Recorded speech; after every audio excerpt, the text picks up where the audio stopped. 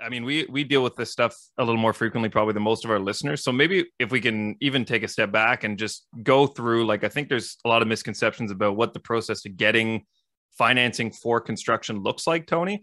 So Sure. if I'm just a regular home buyer and I own a home currently, but I have this dream of building my dream home on Charbot Lake. Like, what are the processes? What do I have to do to get to that point? Like, how do I get the land? How do I actually finance it? Like, what does that process look like for Yeah. someone who has that dream of building their own home? Well, absolutely. And I mean, hopefully right away that the clients have called you guys because you're also experts in the field, right? So, I And mean, Greg will find the land for you. So, I mean, we're Greg we're will find laughing. the land. Once Greg finds the land, he's going to refer you on because we don't deal with the clients directly. We rely on our partners like Referral Mortgages to bring us the business and bring us the clients. So yeah, if your client's looking to build, ideally, they're going to find a nice piece of land that they want to build on, and it's like, okay, well, what's the next step? So putting in an application, obviously. So we need to look at a few things. First of all, we're going to take a look at the land itself.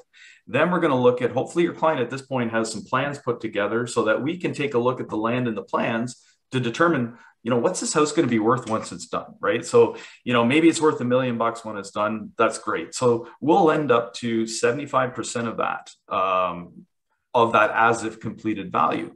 So as you mentioned earlier, David, we're talk about the draws, and construction financing is draw based.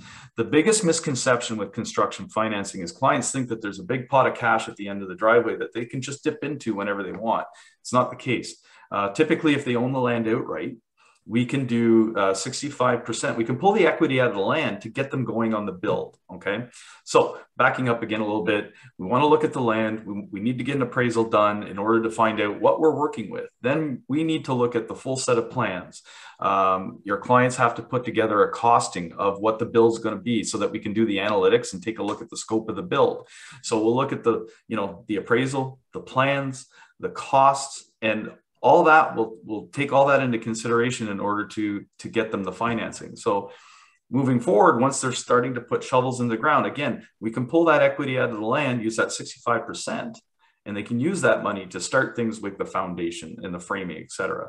Because subsequent draws or advances after that are based on percentage complete. So we advance money as work progresses. It's not the other way around. And that's important to note when you are doing construction financing. But because we have unlimited number of draws, it's fairly flexible. We don't like to see the time between draws go much past 45 days. So when you are working with your contractor, they're going to want to get deposits. They're going to want to get, pay their trade. So keeping that cash flow going is what we like to see as well. So again, with the unlimited number of draws, it's a better way to facilitate. Some of the other institutions that David mentioned, typically you're looking at 3 draws. 60, 90 days between draws is a long time to go without paying your contractor. The other nice thing is working with us is we try and align the contractor with the draws. And if you take a look at the progress inspection report, a lot of times we'll talk with the contractors and say, you know what, your foundation is worth 12% of the build. Okay, so we'll advance 12% of the construction costs. So if you focus on things that get done the quickest, your client, our client, or your clients are going to get the cash the quickest, and then your contractors are going to get paid. So there's that flexibility component. The other nice thing too is the clients with Pillar, they don't make any payments during the construction phase. We understand that people have other obligations. They could be in their existing home or paying rent, or in the case of David's client, he's a contractor or a builder. He doesn't have to make payments either. The interest that's accrued gets deducted from each draw. So that allows for a lot of flexibility, whether you're a homeowner making a mortgage payment on your existing home, because, once the dust settles, a lot of people will have sold that home, moved into the new one, or renting it out, what have you. But wouldn't it be nice during that construction phase that they don't have to worry about that extra payment? Same goes for the contractor. Contractors want to focus on paying their sub trades, getting their materials, and not having to make Pillar a payment during the construction phase. Makes things roll a lot easier.